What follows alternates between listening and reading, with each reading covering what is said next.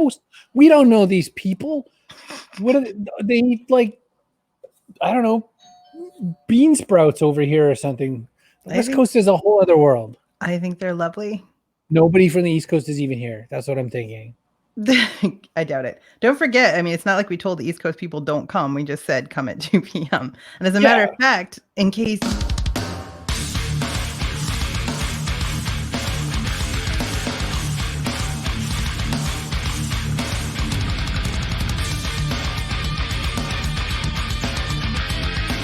Backpack Show. Auralnauts are East Coast. I know. There, I said it. They are. I tried to make it not happen. Thanks. You're not going to. No, I will not be silenced. I am the Auralnauts fangirl, and I'm going to say it's a Gorgon household name or something. We say ridiculous things all the time. Things that make strangers that are not on YouTube be like, "Call the police. Something's very wrong." Call the police. We'll just do the main voice. I like to stay mobile. So in case you're not familiar with Auralnauts, they are amazing. They take things that aren't comedies and turn them into comedies by taking out the dialogue and replacing it with things that are better.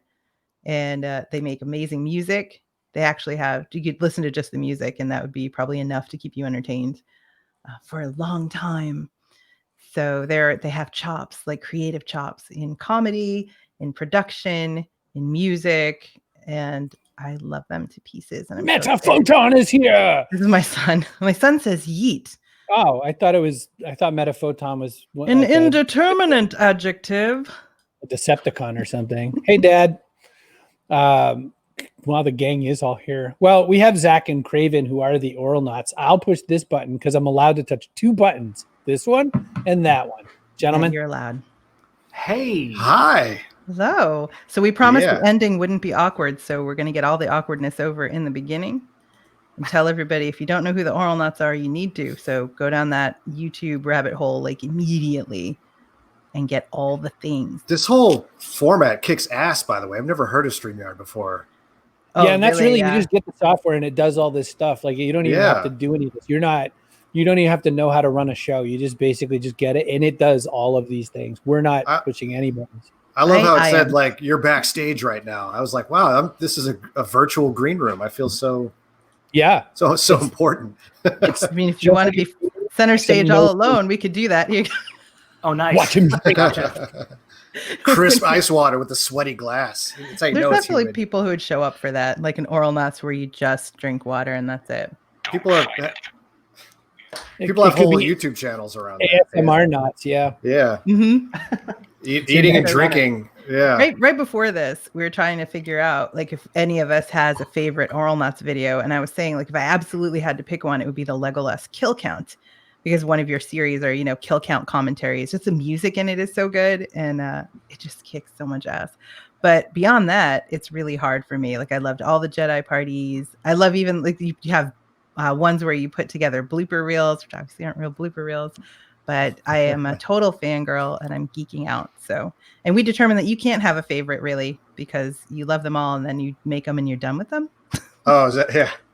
We walk away from them like action heroes. We just like they're exploding behind us. Yeah. You're just all done. Oh my God, yes. I was saying, I was definitely going to say that. Spine. Let's turn that into a question, though, because one thing I want to know is how do you decide to work on a project? I mean, once you get a series going, it's a series, but how do you know ahead of time what's going to be a project for you? I think we just have conversations with each other. I think a lot of times it's just projects come out of those conversations about something we watched or something that's happening or something we can't stop thinking about critically. And then we're just like, is there a video there? Can we make something about this? And I think maybe I don't know if I'm thinking of it differently, but I feel like majority of the time that's how a project will come into being. Craven, have you murdered a project? Like this has to die? Like it's just not going to work or anything like that? Have you ever figured out just forget it. We're not doing it anymore. So many times we've like walked it right up to that line. Some projects are about to be trashed and then we'll fight through it and make it work. We make a lot of last minute decisions that turn out to be some of the best decisions we've made. Yeah. And oftentimes like we get frustrated but then taking a step back and giving something some time is so important when you're making something. Usually when you're just like busting out with creative ideas, like a lot of them are just total garbage and you need to be able to, parse those out and stick with the ones that you think are worth it and abandon the ones that may not be worth it. So I don't think we've ever started a project and then abandoned it. Zach, do you recall anything where we've done that? I feel like there was something, but like it was maybe for a weird reason. Like if we found out that somebody else had done the same thing like a week earlier or something like that. And that's always like a pitfall. The worst thing you could do when you're making something is first go to Google and try to find other people who've done it, because everybody's done everything.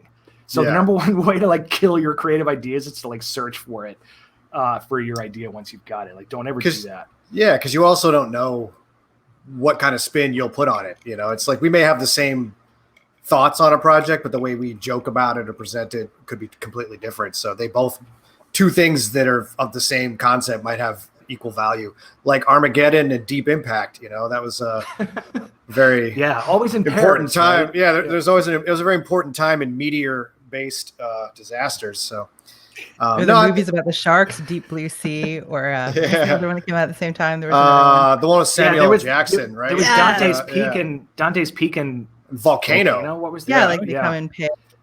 That's but the only things we've killed are things that we just haven't finished. Like so lately, because of everybody's on lockdown and we're all just trying to find reasons to wake up the next day, there's we've been doing movie streams with our patrons, just because Netflix Party has been a fun thing to engage with, and then Discord opened up their cap limit on voice chat parties to 50. So we've just been dumping as many people as we can into these voice chats and just basically having big giant parties watching these movies. And so you're like riff tracks now. Yeah, basically. But so one of the things we did was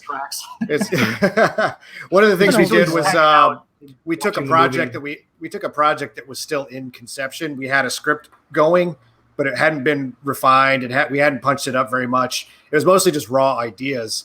And so we were like, we may never make this. Let's just perform it live for patrons. So it was like a project that had been killed, but still found some kind of life out there in a way that somebody brought it up the other day. They were like, wow, that was, you should have been there for that. That was a really fun thing that you missed out on. So I don't know. Carol wanted to know if you've had any surprises, things that either everybody loved and you didn't expect them to, or ones that maybe didn't go over. That's tough. Every project is like a huge. Dan says nothing. That's very uncharacteristic. But the thing, the very first video that we did, we had no clue what was going to happen, and that was Bane outtakes, and that one just like took off. But we had no expectations about it at all. I think Sweatpants, if I had to say, was the first video that I was surprised people liked.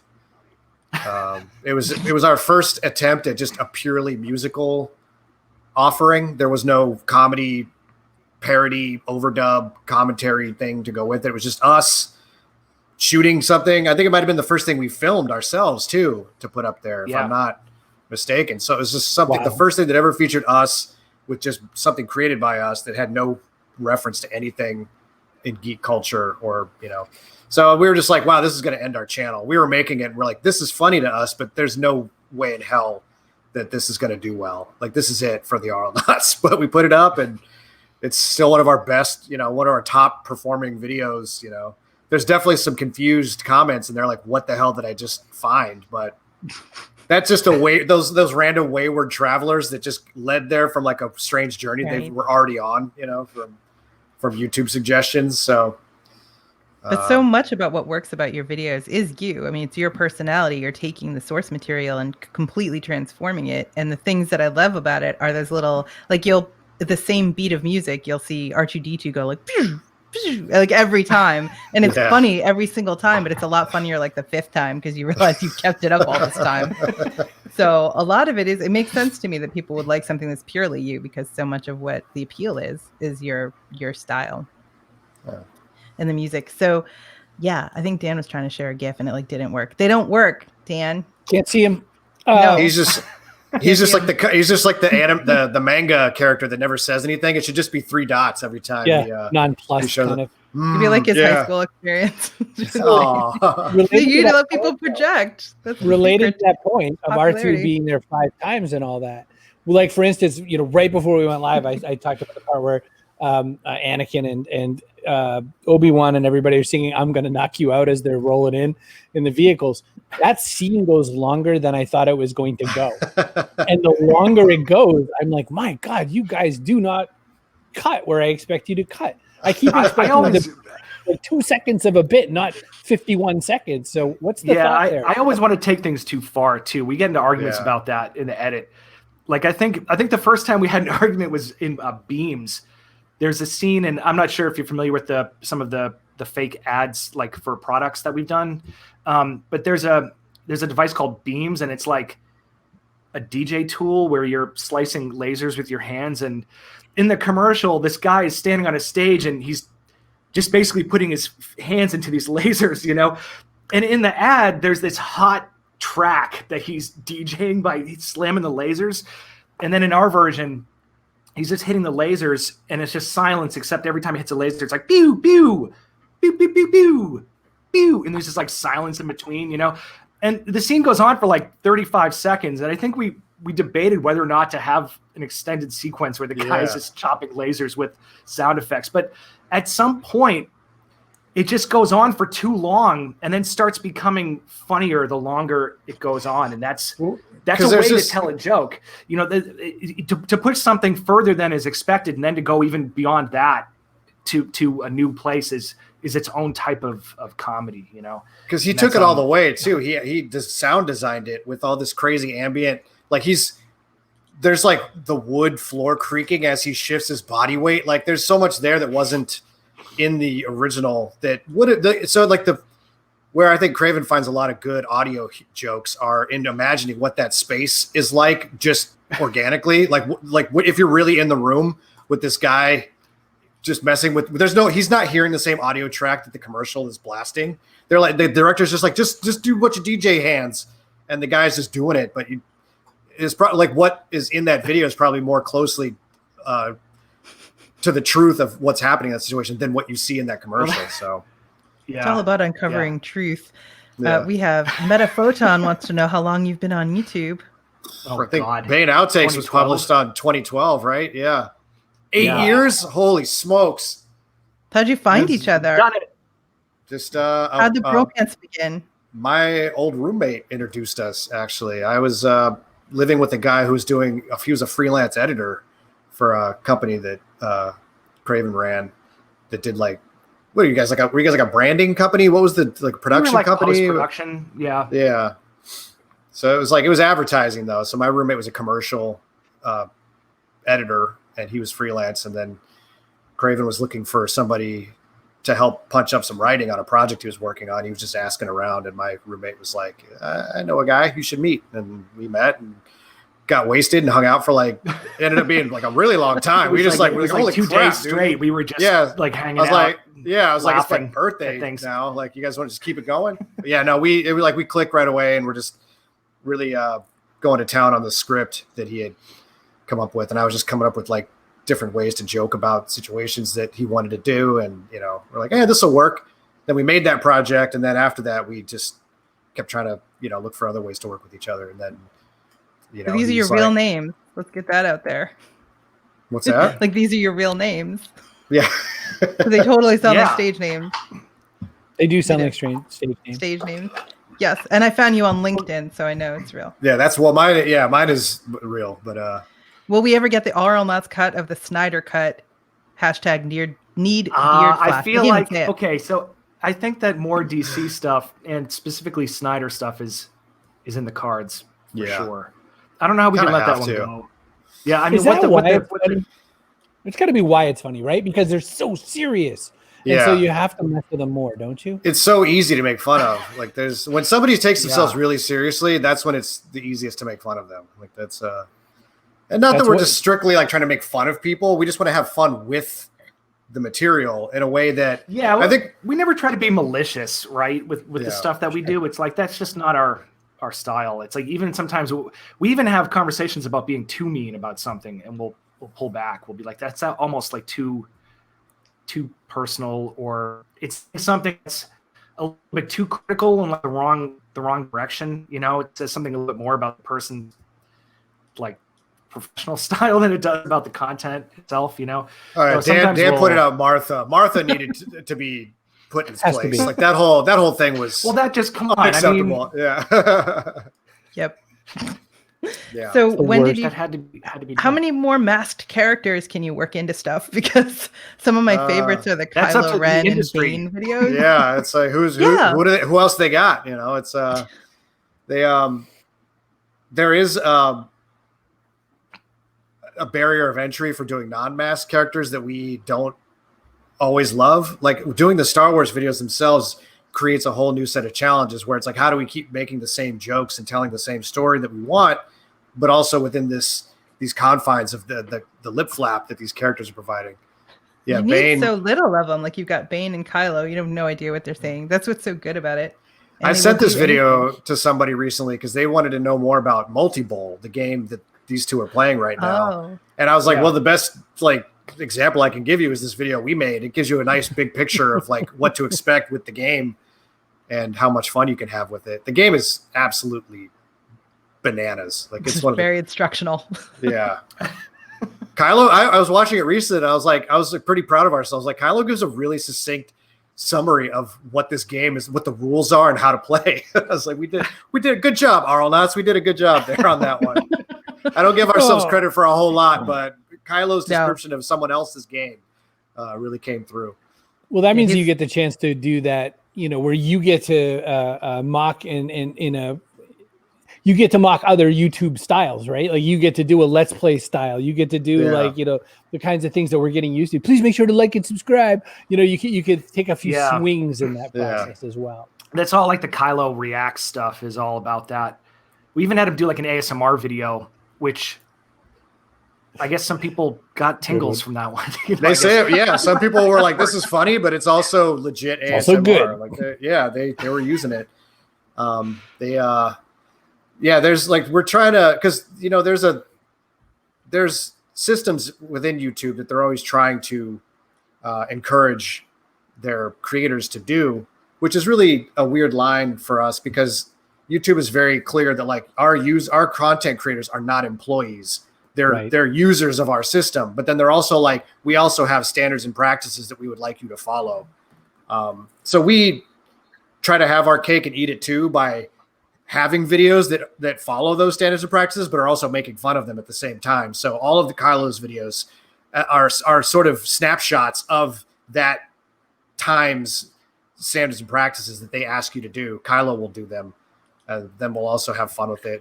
And we've messed around with those formulas in other ways on our own too. We have like the Auralnauts Try Not to Laugh challenge, which is just, it's like a mixtape B-sides of like all of our, like all the things you asked about that we've like killed. They're all in that video. Like that's where you can find our unfinished projects or other ideas that we had about jokes that made it onto the channel show up in this one as well. So. What about copyright, actually? Because you're making derivative works all the time, and you could argue that you're transformative or that it's parody, but I imagine you get quite a lot of grief unless you have clearance, and that'd be a lot of clearance. Yeah, it comes and goes. That's always a challenge, you know. Yeah. In the copywriting system, there were seemingly understandings between the people who owned the copyrights and YouTube and the monetization. You know, for example, if you put something up and it gets a lot of views, the studio may say we're going to claim the monetization from it, but we're going to allow the video to stay up because it's like mutually beneficial in that way.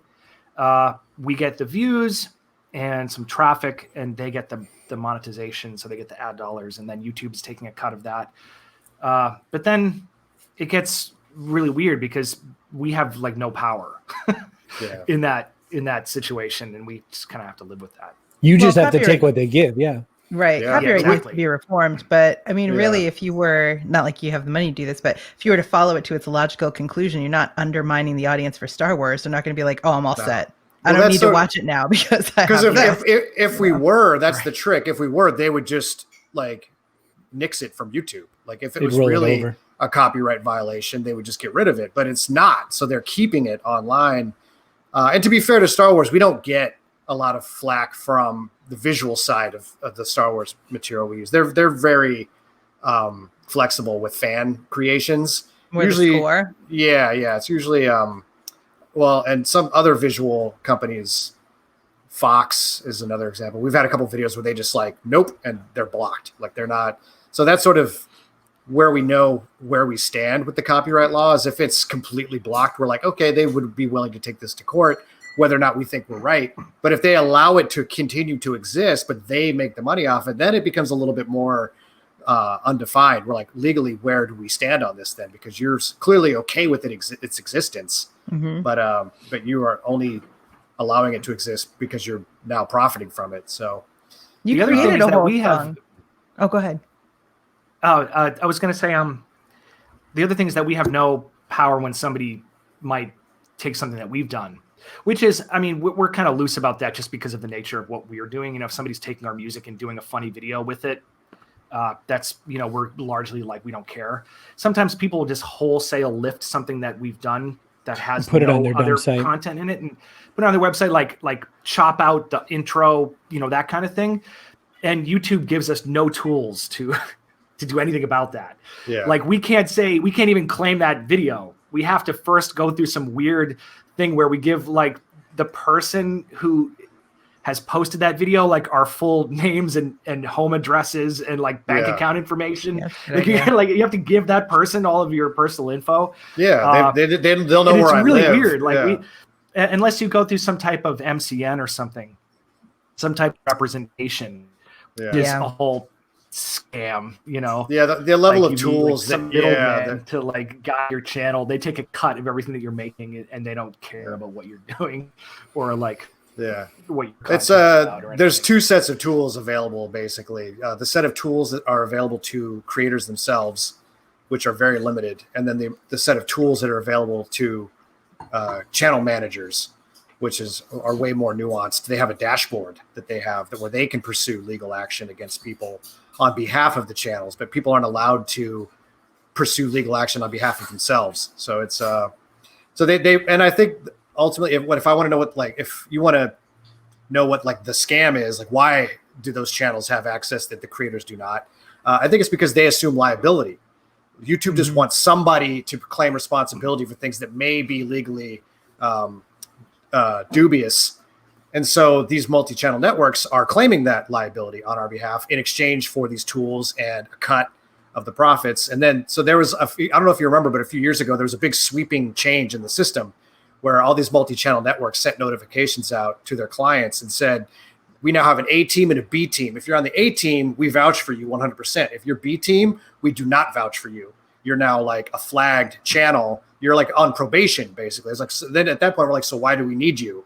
Like you're not, you're not assuming liability on our behalf. So we have none of the benefits that come with being represented by you, but you have none of the negatives that come with that when it comes to taking a cut of our money. So it's so we're kind of like free agents. Zach is saying, we have a great relationship with YouTube, and that's why we're promoted, and we always get first page access because they love, you know, we don't have any disagreements with the way things go. Yeah, you know. I would like to say that without trying to sound too vain, any video that we have that has any level of like views, I think is in spite of the system and not because of it.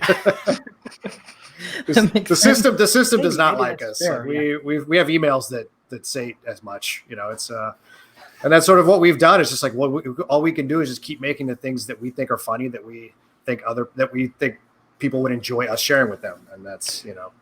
Well, so go past that just a little more in the business aspect of that, because you are sort of it's a semi-hostile environment. Let's call it like that. You know, you're trading access for a lot of other things you don't get. So you got to make your bank. So what happens there? Is it merch? Where do you get them? How do you drag them to where they can give you money? Probably you know, you have a Patreon thing set up. What else is out the Patreon? What else? I couldn't think of the word. What else is the kind of Auralnauts money engine? How do you get greedy, stinking rich from voice dubbing? Part-time jobs. You don't. It's you have to love it. That's the, you know, there is a lot of fan support for us right now, which is amazing, and probably the bulk of where our ability to continue to make stuff comes from. But we also, like Dan was music saying, sales, in chat, I guess, music is sales. one. Yeah. We've always incorporated original music into what we've done from the beginning. And that wasn't because we thought it was an angle. That was part of the comedy that we were telling, that we were showing. So having original music in there just with every project just became a thing. So that's definitely, as an artist, that's a stream for sure. Yeah, sure. We, like Zach was saying, we have a lot of fan support. And I guess you could say, like, once all the things are kind of cobbled together, there's like a little bit of a life support system there, like ad revenue, music sales, maybe merch. We don't really do a lot with merch. We haven't been really good at like accepting offers of. There's some merch. Yeah, there you go. Yeah, that's amazing. We haven't done very well with doing like sponsored stuff. Like it's not because we don't want to, but we don't seem to be able to sync up with people in the right way to get like sponsorship deals. Like you can't have Bane, hawking Dr. Pepper. It doesn't Spotify, Shopify, or yeah, it just doesn't make sense. Like there are issues there, right? And our channel isn't. We're not going to do like a 2-minute video at the front of one of our things that's like man cave. Get a bark box. I don't know. Yeah, yeah. Well, you've seen that lately. I'm watching that. Fun of that process. Yeah. Well, there's a thing that's happening on YouTube right now. At least with the videos that I watch. I watch a lot of like video game content, ASMR stuff, movie commentary, and you see people that are accepting the deals that have been floated by us, like from mobile Nord games VPN. and NordVPN, Manscaped, bush trimmer, whatever. It's like, that's what it is. That's what they're selling. It's but what they're asking you to do is just not within the realm of like realism for us. It's like put a 90-second spot at the head of your video, which makes it's embedded in the video. Right. It's Forever. It's forever. Yeah. So it's like you get like lifetime distribution on a 90-second spot. Like, so Craven and I's background is commercial production, and we know what these budgets are. We know that's right. The corners they're cutting to make these deals. And it's just, to us, it's like, why are we going to like compromise the lifespan of our video for a mobile game that's already predatory in its, in its business model? So it's just like it's not a good fit. It's basically what we're doing. But things that have been a good fit, we've been going all the way with it. The podcast fans will remember a Truewood song we did. This is also like a plug, but it's like the sunglasses company and watch. They make sunglasses and watches. They hit us up. We're like, listen, out of wood. Yeah. So we're like, listen, in all honesty, we're not influencers. We don't wear the stuff that like people send us. That's not who we are. What we can do is just mention you on our podcast, which, to be completely honest, isn't where the bulk of our audience is. So you're going to get like a fraction of our main audience, and we're just going to talk about it on a podcast. They're like, that's cool. We'll send you the products. And so we ended up writing this like crazy 30-second jingle form that was way over the top, like 80s, like epic 80s synthwave, never-ending story type journey about these sunglasses. And it was like, so if we like you and you're okay with our honesty and you're honest with us, who knows? Maybe we can do business together, but it won't be in the way that you're. I don't want to listen to the jingle, but is it like the whole episode is the jingle? No, it's like literally like a minute long like song. And then we just move on from the. Carrie, see if you can find it. Oh, I found it. I'm just trying to figure out if I can play the whole episode or Bring like it. I'm gonna. Where'd it go? Here you go. Oh boy. You have to figure out where. Okay, so where in the 45 minutes is the jingle? Oh boy, that's gonna be tough. I mean, it has to be before the end, obviously. So. Oh yeah, it's towards the beginning, but I couldn't tell you what the timestamp on it is. But it's all right. I'll look for it. That's the intro. We're that's listening. Yeah, I'm listening to it. Hey guys, let's all listen to a 40-minute show. Yeah, that's it. Our show just got a lot longer. I wish I could give you a timestamp. Maybe Dan can do that. You can put him to work. Yeah, go do that. Find the timestamp from the podcast. Dan, quick, Truewood, go. Yeah, get on that. Yeah, go get it. Go. Hi, Melanie. By the way. So I wanted to ask a question that Dan asked, but slightly different way. Are you nerds who are also musicians? Are you musicians who thought maybe nerddom was a way to get in, like another Brental floss? Which carpenters have like the hammer, and so everything's the nail. Oh, yeah. What's your nail? What makes you you? Craven's the music guy all the way. I've contributed in ways that I can realistically as a non-musical person. I'm like a comedy guy. So between like performances and lyrics is where our collaboration comes in. Sometimes like a jingle, or a hook can be collaborated on, but for the most part, this guy's background is the answer, And who were you supposed to be, Craven, when you grew up? Were you supposed to be another Trent Reznor, or like what was your? Oh boy, well, nerd or dork? Like I probably am more dork than nerd. Like I can't really nerd out. Not cool enough. Yeah, I'm definitely not cool enough, and I've always been like really introverted and a total mess. So I never pursued performance as a musician. I was always kind of working behind the scenes as a producer, composer, and I played pianos, classical pianist growing up. Studied music, but it's funny when when you're in a certain artistic space, sometimes you just find skill sets overlapping. Like somehow I started getting involved in video edit, and I just found it to be similar to music composition in these weird ways, like how to tell stories, comedy or ideas or things. Just you can transpose things in those different skill sets, and so they just started sort of coming together in these different ways. And I'm not really sure like what that journey is really about. If you'd only worn a big giant plastic mouse head, you would be just fine. Yeah, tempted to go with the helmet, but I just didn't feel like breathing through that thing for an hour. Think about how many those people there are now though. There's Deadmau5, there's Marshmallow, there's the Das Punk. Maybe they're all the same person. That'd be hilarious. I think maybe there's nobody under there. Yeah, well, Deadmau5 for sure. Like we know who he is because he's taking it off, and he's like, "No, I'm a real person." Like you could tell, he sort of resents the whole mouse head thing now. He's trying to be like a Twitch streamer, so it's like I don't think he's Daft Punk. If I had to guess, it's a good guess. I'd like to double that. Carrie, did you see that Dan actually found it? I did. I'm trying to get to it. It's a long story. Oh, she's scrubbing while we're talking. We wish we could have like audio cues that no one would know but us, but it doesn't work that way. One day, we're getting there. Yeah. It's interesting, Craven, you said that you're introverted. Chris claims also to be introverted. All evidence to the contrary. Yeah, well, I am because if I go to crowds, you don't want to talk to the crowd, but you do because you got to do it, right? That's what you're saying. Yeah, and then you have this weird outer barrier sort of power where like the outer barrier appears to be really extroverted. And it's all like this illusion, it's all this like crazy show that you do. A lot of fetal rocking afterwards when you're in your hotel room. Yeah. Yes, a lot of reaching for different glasses of liquids like water and coffee. And whatever. If you're grab like, oh God. If you're an extroverted introvert, something to do with your hand is always key. Like you got to be having a drink. And it's like if my drink's empty and we're still talking, I'm like, be right back, gonna get into the drink. I'm playing with my Buddhist bead, so you're talking to the right guy there. Yeah. I'm beating it up underneath. Oh, so I don't even like to dance without a drink in my hand. I'm just like, as long as I feel like it gives me a reason to be there. I think is what's happening. It's like as long as I have this drink in my hand, I belong here.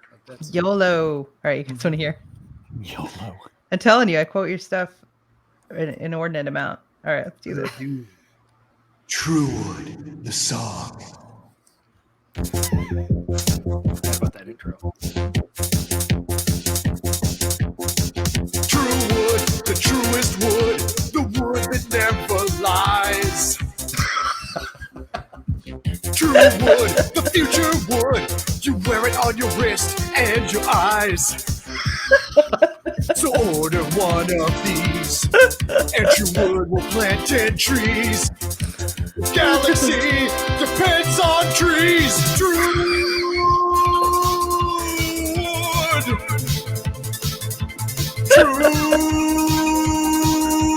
Dude. Wow.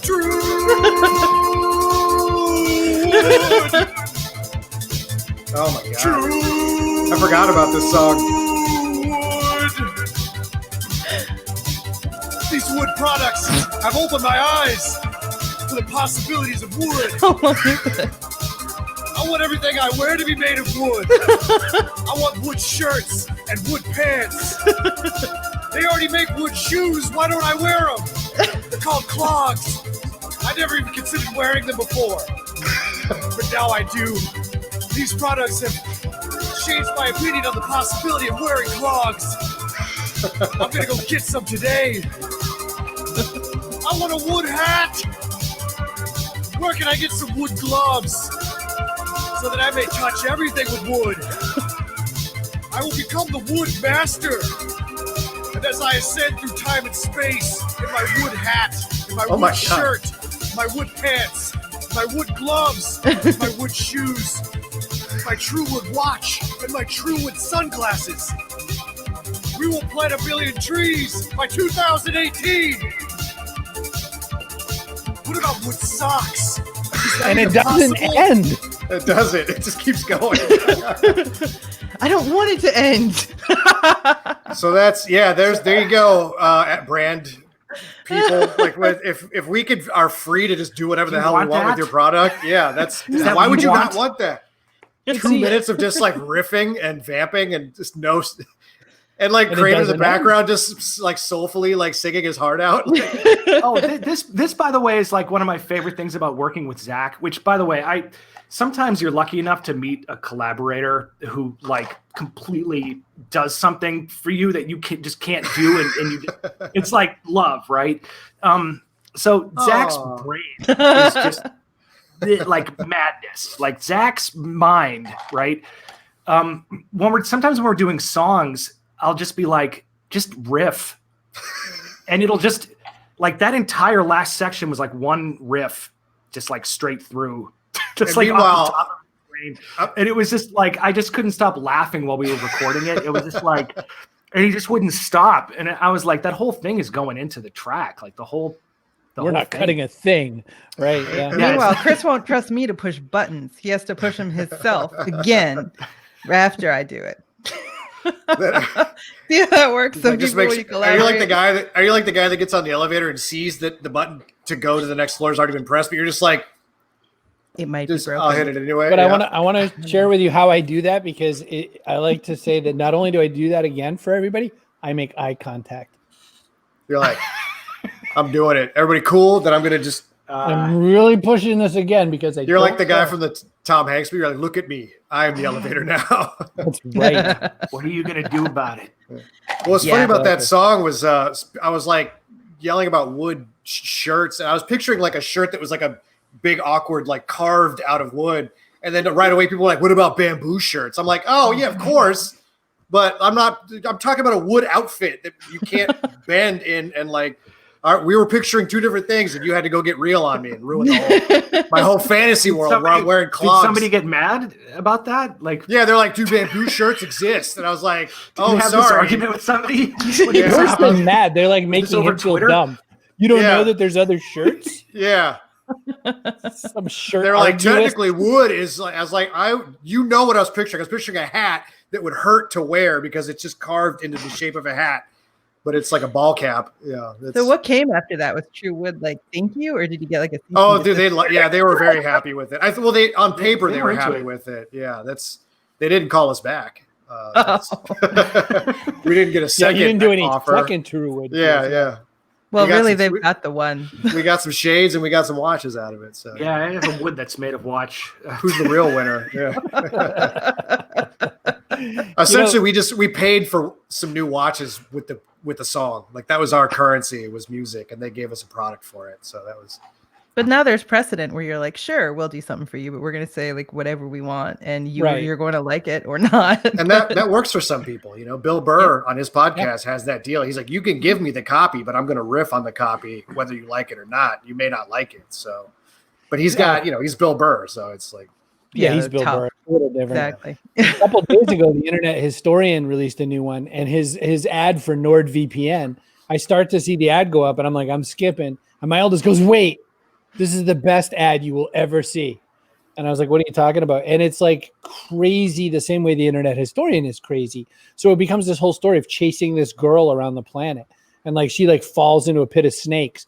and like all of his, it's all like clip arty kind of stuff. So like the stakes are just flinging out, and it's his show is a very found art kind of show. Yeah.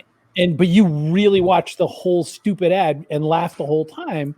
And that's what an ad should do if you do it right? I mean, you just listen to that whole thing. Get up and pee when there's an ad. We don't even have to pee. We just like, okay, it's time to pee. It's an ad. But that one makes you feel. And that's I think that's one thing that I picked up on when I was in advertising. I've done copywriting. I've been on pretty much all aspects of the advertising process. And one thing that's been consistent throughout that whole process is the lack of joy and the stifling of creativity. It's like they pay you to be creative, and then they just sit there and just completely undo all the creative decisions you made to make it safe. And it's like, for a commercial, I get it, but if you're going to approach someone who has an established personality in their own space, just let them do whatever they want with it. It's like they're going to make it fun for the person to watch. Any ad that is fun to watch is going to be better for your product. I don't understand what the problem is with that understanding, but now they have a process where they have a strict set of rules for all these YouTube offers, with like the mobile games and NordVPN. They have a strict set of rules that they send you in the intro email. It's a bullet point list of the things that you must do. And then they link you to an application, and they're like, fill out the application to see it and to send us your offer. I'm like, Chris, you would love that. Yeah. You can have some fun with it. If you want to troll those guys, it's, have a fan of forms, form fan. But so it's like, if you forms.com, I say only forms. Only forms. Oh man. Forms. You watch me fill in cells on an Excel spreadsheet. Yeah. So that's sort of like, think about it. I'll watch you do it. So that's sort of my takeaway. Yeah. That's the crux of it. Just have fun. Let people have fun with your product, because advertising at the end of the day, it's all dumb. The audience knows it's dumb. It's a chore for them. They know it's a chore for you. Everyone is aware of what is happening. So why pretend that it's not happening? So make an ad that's like fun to watch. That's. I tell Hydro Flask all the time not to. Who are your super fans? You've had some really cool people do voices. Epic Voice Guy, who's coming on the show Friday, has done voices for you. Yeah, John's amazing. John is amazing. I was actually bummed Chuck that he wasn't. Wendig. Yeah, Chuck is Chuck did some guest work for us. That was phenomenal. Yeah, he was our because he's gotten a lot of flack on his own career about being like SJW and like doing negative political things on his take in Star Wars. So we brought him in as a character who was all like, wary of the police, and he was like, he was the woke character. So it was my favorite comment on that video was he's credited at the very end of the video. It's a 50-minute video, and in like 49 minutes, it's like Chuck Wendig as Nib Nub, and somebody was like, "I was out when I saw Chuck was in this video." I was like, "Thanks for your view." I was out, I guess. Yeah, right. Yeah. At the end. Yeah, Chuck is great. We've had a lot of. Yeah. We have an ally at ILM, which is really fun. Wow. Because. Yeah, and he's done guest work on a bunch of our episodes, and he's in there making the films, and it's just funny. So we don't call him out, but he's sort of a fan of our stuff, and of course the reverse is true. But that's been pretty funny. He's really engaged in online culture anyway. He's always doing like his start was as a VFX blog writer, so he's definitely well adversed with that space and engagement. And so he's always making comments, pointing things out, getting conversations started. So a video we made actually led to him down a rabbit hole. We were making a joke, but the joke was based on a cinematic mystery that he wasn't aware of. And so it encouraged him to go chase that thread, and it led him down a weird hole. So yeah, we do have a cool back and forth with some of these guys in those spaces that we're fans of. So it's nice to have them feel not maybe the same way about our stuff, but on some level appreciating. You're just going to say cinematic mystery and leave it? Well, because I don't want to give too much away. There was a shot. Can you tell us where to look for the mystery? Yeah, there's a shot in the original episode 4, A New Hope, where they're on the Millennium Falcon, and everyone's accounted for in their space, but then suddenly behind Han Solo, there's you could catch the tail end of someone leaving the cockpit area who's not accounted for. So that person is a mystery. And Todd, this person figured it out. Some guy, anybody. It took some Kelly work. Tran. So we made a joke in our video. We're like, it's a fake character you didn't know about. They were cut from in the special edition. You can find them here. So we made a joke out of it. But this person was like, holy crap, who is that? And he went back and reconstructed the scene to show you that it was just a out of sequence edit, that it was actually Obi-Wan in a scene where he was not supposed to be. But he was just galled that he had never noticed that before. And so that was editors love when you point that stuff out to them. Like, hey, do you see the camera reflected in the glass? They're like, son of a films are imperfect, things. Like, what? No, son of a bitch. Yeah. Damn it. What? But Epic Voice Guy voices Optimus Prime and some of your stuff, some of the stuff that we probably quote the most, to be honest. And I find someone.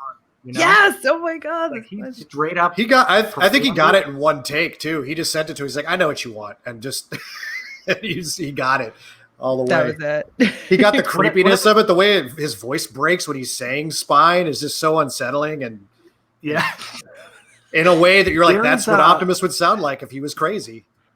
Then there's a great. Oh, go ahead. Sorry. Go ahead. No. Nope. Always you. No, so one of the things I love that you do is add effects and stuff, so it sounds, you can hear the bass coming out of like a Jedi's car or something. I love that stuff. And so you bring back the spine when you're doing like a Transformers, trailer recut thing. So you just hear spine.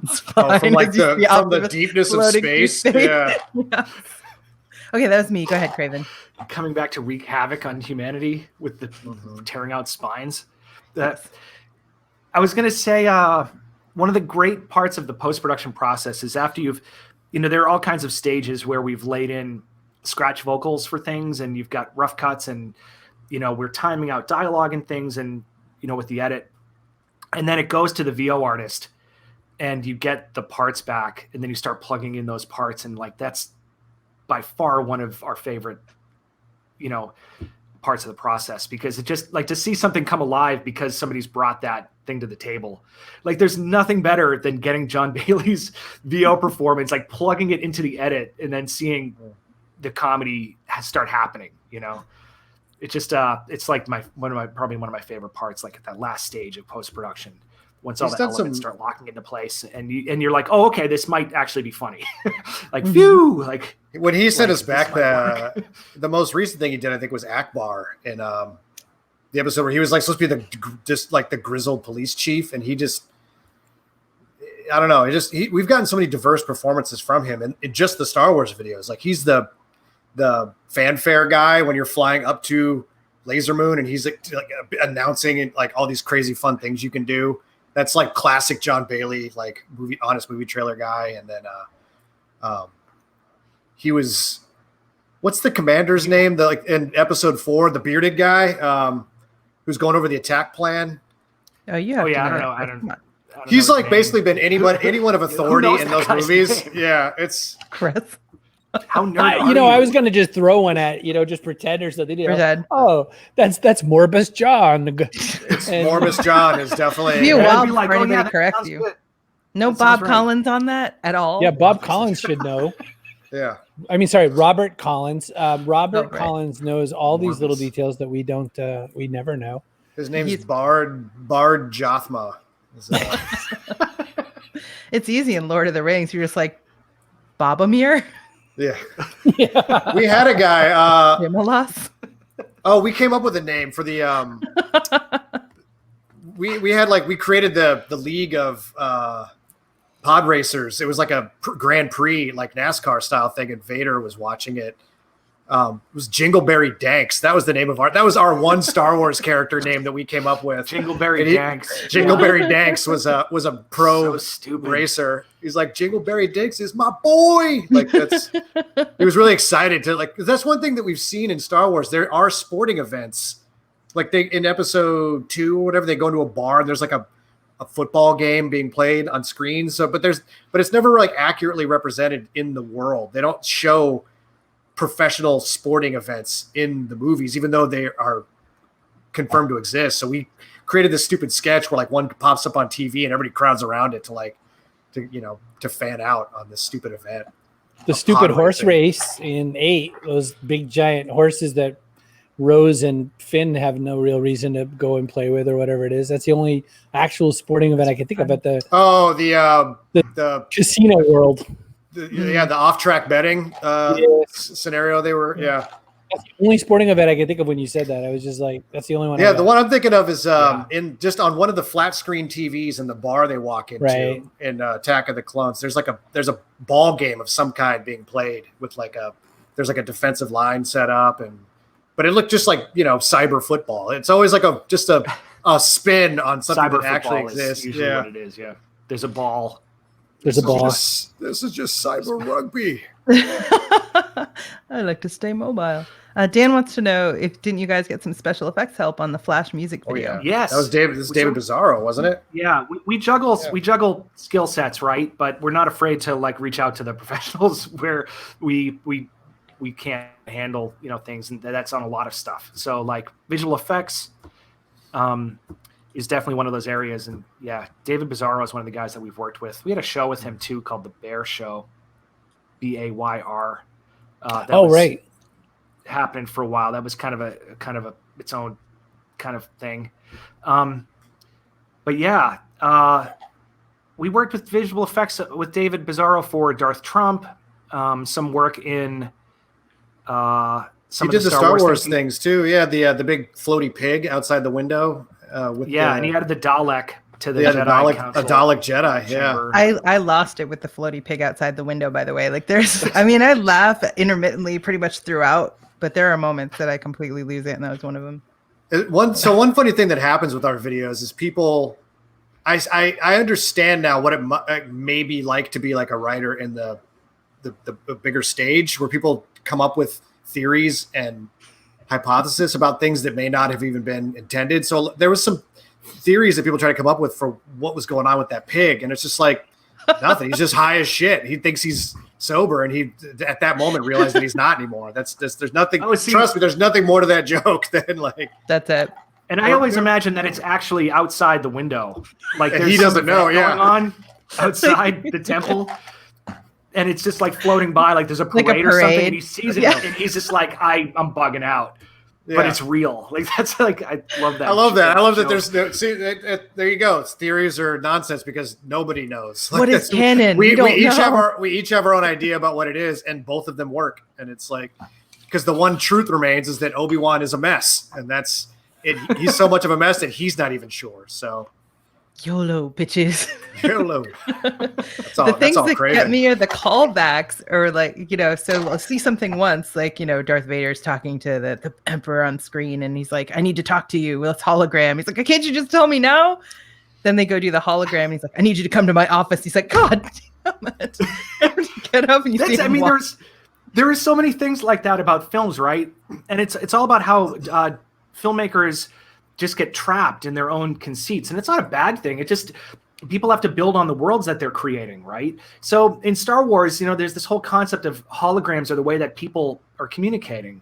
But then at some stage, Lucas had to just be like, okay, we need video screens. We can't, holograms are not going to work out the whole time in this world.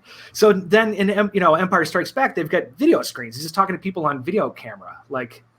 So it's what are holograms, Yeah. So we're just trying to make a joke about what that process is, for a filmmaker. If there are holograms, why do you need, and then, why are you talking to me right now over a hologram when you can just be on a video screen? You're across the hall. Yeah, across the hall, and now you're physically in the room next to me, but I still, and that's sort of like an old Mel Brooks joke too, right? Where in Spaceballs, he's like, you're going to beam me over, and then he's just he's like, forget it, I'll just walk, and he's just walk to the next room. Door. That's just a classic, And that was also just a play on just the real workplace. I've worked for dudes before that were they page me on my phone and hey, can you come to my office? I'm like, we're talking. What? Why do you need this weird power dynamic where I have to come to you? Yeah. Why don't you just tell me what you want right now? But of course I don't do that. I'm like, well, you just get up and We had a running gag like that when I was at Sony. You know, everybody's in these little pockets of rooms in Sony music studios, and we used to have this joke where like we'd make a recording of ourselves pretending to have a conversation with the person that we were calling, like a predictive conversation. So you'd say like, "Hey, how's it going?" and then wait like 10 seconds, and then you'd like keep talking. And then you call the person on the conference line, and then you play the recorder or whatever, and then like you just walk over to the room and like stand behind them while they're having this like fake conversation with you in this recorded, like pre-recorded thing. Did you ever walk in and the guy was just like, "Hey, you know, man, I've been having a really rough one today. My wife left me." You're just like, "Gotcha." Oh, good. Yeah, that sounds good. Yeah, right. That sounds great. Good. That's awesome, man. Happy to hear awesome. Yeah.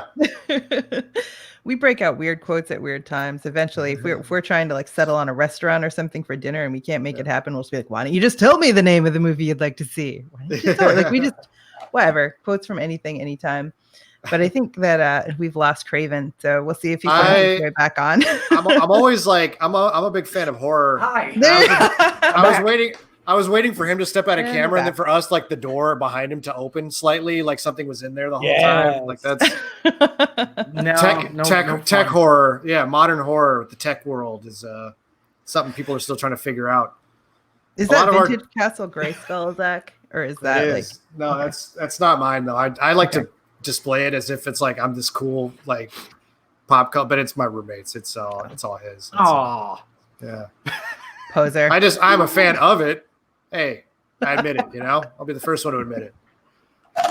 Those first generation 80s He-Man action figures, though, they were the worst soccer team in the world. Did you ever notice? All their legs are like giant circle O's. Like, they could all ride a horse. The She-Ra ones were the He-Man dolls, just like painted with pink and stuff. So that was interesting. Also, that was definitely the mold on all those guys were just like, as a kid, they were just something we'd never seen before. They were just they were like Arnold Schwarzenegger dolls. I was like, wow, I could have a Conan figure, basically.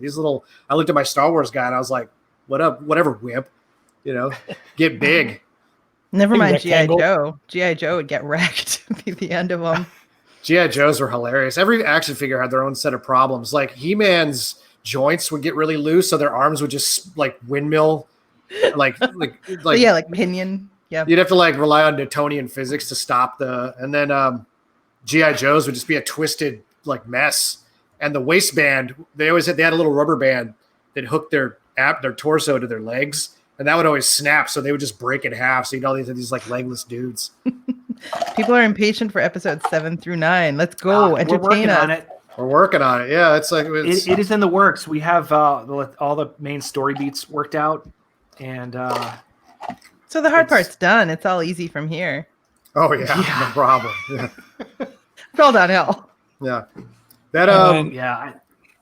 There's a weird line you gotta walk where people want things as quickly as possible, but then if you do it quickly, then it's gonna suck. Like it's not gonna be as good as it can be. So it's we always skew towards. Go ahead. Sorry, go ahead. I was gonna say we just tend to skew towards making something as good as we think we can make it. You're so polite. Oh my God. I'm not as deep a cut fan. I watched a lot of the Bane stuff because that's a me thing, and I'm a Star Wars guy too. So related to Star Wars, did you ever quite cover the most important Star Wars? We kind of didn't. We Kylo Ren reviewed the movie, and that was like we talked about him in that. But other than that, we haven't touched that film yet for VO stuff. So. That's because What's Her Face is so boring, but otherwise it's an okay show.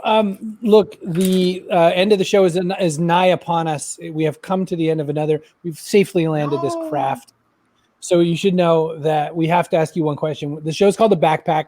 Thematically, the concept of the backpack is just that, you got to be able to put 5 wonderful and delicious things in the backpack. You've got to add your thing. So story is one. Collaboration is one. Autonomy, the ability to kind of run your own world. Manchu is a Okinawan word. It means one family, meaning the family that you choose is more important. And execution. So Craven, Zach, you get to add one thing to the backpack that people need to take with them as well to make their next 5 years better than they are right now. Can I offer something to take out of the backpack? Whoa. Ego. get your ego out of the backpack and leave it behind on the ground and just keep walking as far away as you can from that thing. There's one way to destroy a project or any creative process. It's got to be ego. Like check that somewhere else. Get it out of the bag. I was going to add to the bag, but I was going to add humility to it, which is like we're like doing the Indiana Jones like statue swap right now. It's humility is a wonderful tool, and like being willing to accept that your idea may not be as good as you think it is. It's your performance may not be as good as you think it is. So like one thing that we've gotten good at over the years is understanding when something could be better.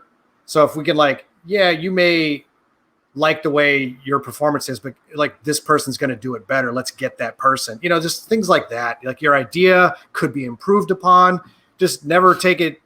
You can take it personally, but you have to just sit with it for a minute and get over it, because then at the end of the day, you realize if you have humility, this will be better if I take these notes, if I accept this truth, if I, am willing to get over myself, essentially. And this is different than being passionate about something. Like you can be passionate, but feel like, there are times to fight where you're like, no, what I believe I need to do here, I really need to do. Like there are times when you have to do that. Yeah, for sure. And passion and stubbornness. Gene Wilder talked about that in Young Frankenstein. He said that he wanted to do Putting on the Ritz, and Mel Brooks said almost right away, like, no, that's a stupid idea. No. And Gene was like, what? Mel Brooks had said yes to pretty much everything. And he was just kind of like, what the hell? Mel goes, you come back tomorrow and you tell me why. And Mel said, whatever he said, I was going to do whatever he wanted to do, but he had to be able to fight for it. And so he said there was a reason why I was supposed to be there and whatnot. Get rid of the wood ego, says my dad. I mean, where are you going to go with that? So to me, this is the perfect time to push the